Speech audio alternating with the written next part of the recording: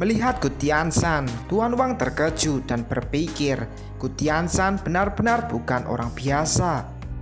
Di sisi lain, Gu Qibai berkata, Master Gu memang layak disebut sebagai seorang master.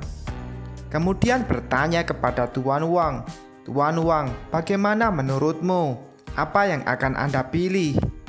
Memikirkan hal ini, Tuan Wang menjadi dilema dan tidak tahu harus memilih yang mana. Saat ini, Wang Ling yang ada di samping Juyi bertanya dengan gugup, Guru, apa yang harus dilakukan sekarang? Mendengar Wang Ling, Juyi kemudian memasukkan tangannya ke sakunya dan mengambil sesuatu. Terlihat, Juyi memegang batu giok dengan aura gelap dan memperlihatkannya kepada Gu Tianshan. Melihat batu giok ini, Gu Tianshan berkata, batu giok ini seharusnya telah terinfeksi dengan yin sepanjang tahun. Mendapat pengakuan dari Gu Tianshan, Juyi berniat menghancurkan lukisan di sampingnya dengan batu giok ini. Mendengar ini, Gu Tianshan berteriak dan mencegah Juyi menghancurkan lukisan tersebut, mengatakan untuk menyerahkan masalah ini kepadanya. Melihat Gu Tianshan seperti ini, Juyi menanyakan, bukankah semua ini adalah konspirasi yang kamu buat? Tuan Wang yang mendengar Juyi menjadi terkejut dan menyuruh Juyi untuk tidak bicara omong kosong. Mengetahui Tuan Wang tidak mempercayainya, Juyi kemudian berniat untuk membuktikan ucapannya. Di sisi lain, Gu Tianshan menyilangkan jari tangannya dan bersiap mengeluarkan jurusnya. Terlihat aura keemasan muncul dari belakang tubuh Gu Tianshan dan membentuk seperti monster. Tanpa basa-basi, Gu Tianshan langsung melepaskan serangannya ke arah Juyi. Melihat hal ini, Juyi tetap bersikap tenang dan tidak memiliki rasa takut sedikit pun. Lalu, Juyi mengeluarkan auranya dan membentuk sebuah perisai di depannya. Terlihat serangan Gu Tianshan tidak dapat menembus pertahanan Juyi. Mengetahui serangannya gagal, Gu Tianshan terkejut dan dirinya memuntahkan darah di mulutnya. Kemudian Juyi memperagakan sikap Taiji dan muncul simbol Taiji di tangannya. Melihat simbol Taiji, Gu Tianshan tercengang dan seolah tahu apa yang sebenarnya terjadi. Dengan terus-menerus memuntahkan darah, Gu Tianshan bertanya, "Kamu adalah Master Taiji?" Merasa tidak dapat mengalahkan Juyi, Gu Tianshan akhirnya meminta maaf dan wajahnya terlihat ketakutan. Mendengar Gu Tianshan, Juyi berkata, "Kamu hampir melukai muridku dan kamu harus membayarnya." Karena tidak ada pilihan lain, Gu Tianshan mengatakan dirinya adalah anggota dari Asosiasi Master Surgawi. Mendengar ini, Fan Deyun menjelaskan kepada Juyi, Asosiasi Master Surgawi adalah kelompok yang terdiri dari banyak master seni bela diri. Wang Ling yang mendengar hal ini kemudian menarik lengan Juyi dan ada rasa khawatir di wajahnya. Melihat rencananya berhasil, Gu Tianshan berniat untuk pergi dan kemudian membalas dendam. Namun tanpa disangka, sebuah tamparan melayang di wajahnya dan membuat salah satu giginya terlepas. Orang yang menampar adalah Juyi, berkata, "Jika Asosiasi Master Surgawi berani memprovokasiku, aku akan menghancurkannya." Kemudian Juyi meraih kerah baju Gu Tianshan. Melihat hal ini, Gu Tianshan menjadi ketakutan. Dengan tanpa ampun, Juyi menampar wajah Gu Tianshan dan memberitahukan setiap kesalahan Gu Tianshan. Gu Tianshan hanya bisa memohon ampun dan berjanji tidak akan mengulanginya lagi. Merasa sudah cukup, akhirnya Juyi berhenti dan menyuruh Gu Tianshan untuk pergi dari hadapannya. Melihat Fan Deyun juga melangkah pergi, Juyi mengatakan kepadanya untuk tetap berada di jalan kebenaran. Mendengar Juyi, Fan Deyun terkejut karena dirinya berhasil menerobos ke tingkat seni bela diri selanjutnya. Kemudian Fan Deyun bersujud di hadapan Juyi dan berterima kasih atas bimbingan dari Juyi. Dan untuk mengungkapkan rasa terima kasihnya, Fan Deyun memberikan sebuah kartu VIP kepada Juyi. Melihat kartu VIP, Tuan Wang menjadi terkejut karena dirinya tahu seberapa berharganya kartu VIP ini. Tanpa pikir panjang, Cuyi menerima kartu VIP dan langsung memasukkannya ke dalam sakunya. Di sisi lain, Cookie Pie yang mengetahui semuanya sudah berakhir hanya bisa berlutut di lantai dan memohon ampun. Cuyi tidak peduli dengan Cookie Pie dan dirinya langsung menghancurkan lukisan yang ada di dinding. Cuyi lalu menyerahkan masalah Cookie Pie kepada Tuan Wang. Mendengar ini, Tuan Wang langsung mengusir Cookie Pie. Dan saat ini, Wang Ling meraih lengan Cuyi dan menanyakan apakah Cuyi seorang monster. Mendengar pertanyaan, Cuyi hanya bisa tersipu malu dan melihat Wang Ling sangat dekat dengan tubuhnya. Namun tanpa disangka, Wang Ling tiba-tiba mencium pipi Cuyi dan tentu saja Cuyi menjadi terkejut. Waktu berganti dan malam pun tiba. Saat ini di sebuah rumah di pinggiran kota Jiujiang, Gu Tianshan datang dan berniat untuk menemui seseorang yang bernama Master Yeli. Tidak berselang lama, muncul seorang pria paruh baya. Orang ini adalah Yeli. Bertanya, "Kenapa kamu terluka?" Gu Tianshan menjelaskan semuanya. Mendengar ini, Yeli berkata untuk menyerahkan masalah ini pada dirinya. Kemudian Yeli mengingat ayah Gu Tianshan adalah seorang Grandmaster yang bernama Gu Yaotian. Adegan berganti di suatu tempat. Lei Yi ingin mentraktir Cuyi makan dan menyuruh Cuyi memilih tempatnya. Tanpa pikir panjang, Cuyi menunjuk salah satu tempat makan dan hal ini membuat Lei Yi menjadi tercengang. Karena tidak ada pilihan lain, akhirnya Lei Yi pun setuju. Namun tiba-tiba terdengar suara sinis dari belakang dan Cuyi menjadi terkejut. Lalu Cuyi melihat Yoru yang sedang menggandeng seorang pria. Pria ini bernama Qian Yang. Melihat Cuyi, Yoru menyindir, menyuruh Cuyi untuk pergi dari sini karena merasa Cuyi tidak punya uang. Dan saat ini seorang pelayan datang bertanya kepada Lei Yi apakah dirinya sudah melakukan reservasi. Mendengar ini sambil memegang kepalanya, Lei Yi menjawab malu, dirinya belum melakukan reservasi. Mendapat jawaban, pelayan berkata restoran sudah penuh dan menyarankan Lei Yi menunggu sebentar. Melihat Cuyi tidak bisa masuk, Yoru menoleh dan mengatakan kata-kata sinis kepada Cuyi. Namun Cuyi tidak peduli, kemudian memasukkan tangannya ke dalam sakunya. Cuyi mengeluarkan sebuah kartu VIP dan bertanya, apakah kartu VIP ini sudah cukup? Melihat kartu VIP milik Cuyi, wajah pelayan tersebut berubah menjadi terkejut. Di sisi lain, Lei Yi yang juga melihat hal ini ikut terkejut, memikirkan bagaimana Cuyi bisa memiliki kartu VIP ini. Kemudian pelayan tersebut membungkukkan badannya dan mempersilahkan Cuyi untuk masuk. Di dalam restoran, melihat Cuyi dan Lei Yi masuk, Yoru dan Qian Yang menjadi terkejut. Dan dengan wajah yang bingung, Yoru menanyakan kenapa Cuyi bisa masuk. Melihat Yoru, Qian Yang menenangkannya dan menyuruh Yoru untuk tidak perlu khawatir. Lalu seorang pelayan datang mengatakan ruangan VIP sudah penuh dan menyarankan untuk pindah ke ruangan biasa. Mendengar ini, Qian Yang menanyakan dirinya sudah memesan ruangan VIP, jadi kenapa harus pindah? Kemudian pelayan menjelaskan ruangan VIP sudah ditempati oleh Cuyi dan Lei Yi. Mengetahui hal ini, Qian Yang menjadi marah dan tangannya menunjuk kepada pelayan tersebut. Pelayan menangkis tangan Qian Yang dan menyuruhnya untuk pergi. Jika tidak, dirinya akan memanggil penjaga. Qian Yang mengancam, menanyakan, apakah kamu mau menyinggungku demi orang miskin? Pelayan tersebut tidak takut, mengatakan, Cuyi bukan orang miskin.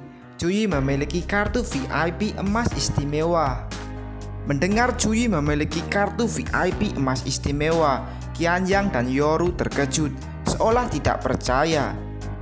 Dan saat ini muncul dua orang yang menghampiri Qianyang. Mereka adalah Li Yicheng dan Wu Jingjing. Memegang kacamatanya, Qianyang menjelaskan apa yang sedang terjadi pada dirinya. Karena penasaran, Li Yicheng dan Wu Jingjing ingin melihat siapa yang berani menyinggung Qianyang. Namun tiba-tiba wajah Li Yicheng dan Wu Jingjing tercengang karena melihat orang yang dimaksud adalah Zhu Yi. Wu Jingjing menjadi marah dan berteriak menyuruh Yoru untuk menutup mulutnya. Tidak ingin terlibat, Li Yicheng berniat untuk pergi dan menyarankan Qianyang untuk tidak menyinggung Zhu Yi. Lalu Li Yicheng dan Wu Jingjing menghampiri Zhu Yi. Keduanya meminta maaf atas kejadian sebelumnya. Melihat keduanya begitu sopan terhadap Zhu Yi, Qianyang merasa dirinya telah melakukan kesalahan. Tetapi tidak untuk Yoru. Yoru meraih lengan Qianyang dan mengajaknya untuk pergi ke tempat lain. Melihat sikap Yoru, Qianyang menjadi marah, melepas tangan Yoru dan mengatakan untuk putus. Lalu Qianyang pergi meninggalkan Yoru. Yoru hanya bisa marah melihat Qianyang pergi meninggalkannya. Dengan perasaan marah di hatinya, Yoru akhirnya pergi dan menyalahkan semua ini kepada Zhu Yi. Namun pada saat ini Yoru berpapasan dengan Ye. Melihat Yoru, Ye memikirkan sebuah rencana. Ye mengeluarkan sebuah kertas mantra dan berniat memanfaatkan Yoru untuk melawan Zhu Yi. Kemudian Ye langsung menempelkan kertas mantra tersebut ke punggung Yoru. Ye melihat kerumunan di mana Zhu Yi berada dan ada niat buruk di hatinya. Waktu pun berlalu. Setelah selesai makan, Zhu Yi berjalan pulang. Namun tiba-tiba ada seseorang yang menghampirinya dan memanggil namanya. Tanpa basa-basi, orang ini menyerang Zhu Yi. Ternyata orang ini adalah Yoru yang sudah dikendalikan oleh Ye. Di sisi lain, ada dua orang yang melihat kejadian ini dan melangkah menghampiri Zhu Yi. Dua orang ini terselimuti aura ungu dan salah satu pria memegang pisau. Mereka juga berniat untuk menyerang Zhu Yi. Melihat semua ini, Zhu Yi merasa ada seseorang yang mengendalikan orang-orang ini untuk mengganggunya. Kemudian Yoru tanpa rasa malu membuka bajunya dan mengatakan dirinya ingin merusak reputasi Zhu Yi. Lalu Yoru melemparkan tubuhnya ke arah dua orang yang muncul dan menyuruh mereka bermain dengannya. Dan mengatakan apapun yang dilakukan oleh dua orang ini, Yoru akan mengatakan semua ini adalah perbuatan Zhu Yi. Mendengar hal ini, dua orang tersebut tanpa ragu-ragu langsung membuka baju Yoru dengan paksa. Zhu Yi hanya diam melihat semua ini dan memikirkan di mana orang yang mengendalikan orang-orang ini. Namun tiba-tiba ada seorang pria paruh baya yang berteriak menyuruh untuk menghentikan semua ini. Melihat orang yang datang, Zhu Yi tersenyum dan mengenal orang ini. Dia adalah Guo Panlei, anak dari Guo Lao. Dan saat ini di kejauhan, Ye yang sedang bersembunyi juga mengamati semua yang terjadi di sini. Ye tidak berniat untuk menyerah. Dirinya berpikir, inilah satu-satunya cara baginya untuk mendapatkan promosi. Kemudian Ye tanpa pikir panjang langsung mengendalikan Yoru dan dua orang lainnya. Melihat musuh semakin ganas, Guo Panlei menoleh ke arah Zhu Yi dan menyuruhnya untuk mencari bantuan.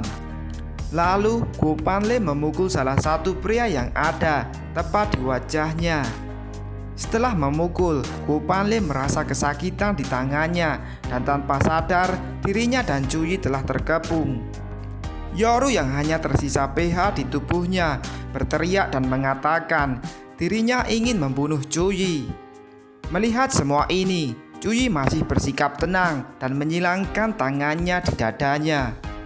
Guo Panlei yang ada di samping Zhu Yi mengatakan dirinya akan memberi kesempatan bagi Zhu Yi untuk pergi.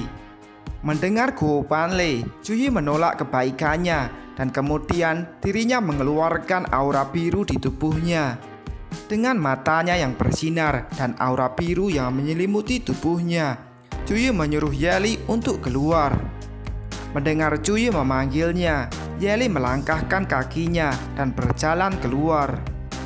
Yeli mengeluarkan aura ungunya dan berkata, "Nak, berani-beraninya kamu melawan asosiasi Master Surgawi." Tidak kuat menahan aura Yeli, Gopale menjadi tidak sadarkan diri dan mulutnya mengeluarkan busa. Tetapi tidak untuk Cuyi. Cuyi tetap bersikap tenang dan melihat Yeli di depannya tanpa rasa takut sedikit pun. Melihat Cuyi tetap bersikap tenang, Yeli menjadi waspada dan merasa Cuyi bukanlah orang sembarangan. Lalu Yeli mengatakan kepada Cuyi untuk tidak bersikap sombong di hadapannya.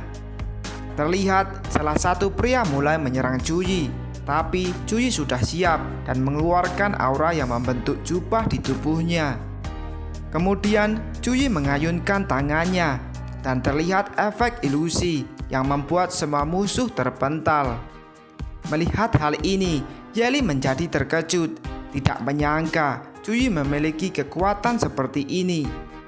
Namun tanpa berpikir panjang, Yeli mengeluarkan jurusnya dan mengarahkannya ke arah Cuyi. Serangan Yeli membentuk seperti bola api dan mengarah tepat di mana Cuyi berada. Melihat serangan ini, Cuyi mengangkat tangannya tepat sebelum serangan Yeli mengenainya. Berhasil menjinakkan serangan Yeli, Cuyi bertanya, "Apakah kamu ingin membuat barbeque dengan api ini?" Melihat serangannya gagal, Yeli menjadi panik, lalu bertanya, "Siapa sebenarnya kamu ini?" Dan karena tidak bisa mengalahkan Cuyi, akhirnya Yeli memilih untuk kabur dan berlari menjauh dari Cuyi. Cuyi yang melihat Yeli berlari pergi, kemudian melemparkan bola api di tangannya ke arah Yeli. Bola api melesat menuju Yeli dan tepat mengenai punggungnya, dan Yeli hanya bisa mengerang kesakitan. Cuyi hanya diam tanpa kata melihat semua ini dan berpikir tidak ada yang bisa melarikan diri dari dirinya. Kemudian Cuyi bergegas membangunkan Gopale yang sedang tidak sadarkan diri. Tidak butuh waktu lama, akhirnya Gopale bangun dan ada ekspresi bingung di wajahnya. Karena semuanya sudah selesai, Cuyi melangkah pergi dan mengatakan beberapa kata kepada Gopale. Menoleh ke belakang, Cuyi juga mengatakan dirinya akan mengunjungi Golau jika ada waktu luang. Mendengar Cuyi, Gopale merenung dan merasa Cuyi mungkin mengenal ayahnya. Kemudian adegan berganti. Pada saat ini di markas asosiasi Master Surgawi di kota Jiujiang. Beberapa orang berkumpul dan mereka saling berdiskusi satu sama lainnya. Tidak lama berselang, Yeli pun muncul dan hal ini membuat beberapa orang menjadi terkejut. Melihat Yeli datang, Gu Tianshan menghampirinya dan menanyakan apakah Cuyi sudah mati. Mendengar ini, Yeli menjawab dirinya belum berhasil membunuh Cuyi, tetapi dirinya tidak akan menyerah. Namun tiba-tiba wajah Yeli berubah menjadi terkejut. Terlihat ada garis merah di wajahnya. Lalu garis merah tersebut menyebar. Hal ini membuat Yeli merasa kesakitan dan berteriak minta tolong. Karena tidak bisa berbuat apa-apa, akhirnya tubuh Yeli meledak dan tercipta kobaran api yang luar biasa. Dan dari sisa-sisa ledakan tersebut, ada sebuah tulisan yang muncul mengatakan Cuyi akan balas dendam. Melihat tulisan tersebut, Gu Tianshan menjadi panik. Dirinya merasa tulisan tersebut ditujukan kepada dirinya. Lalu adegan berganti lagi di sebuah rumah. Rumah ini adalah milik dari Golau. Dan saat ini Gopale datang menanyakan, "Ayah, apakah kamu mengenal seorang pemuda?" Mendengar ini, Golau terlintas nama Cuyi dan menanyakan balik, "Apakah kamu bertemu dengan masterku?" Kemudian Gopale memberitahu Golau tentang apa yang terjadi padanya sebelumnya.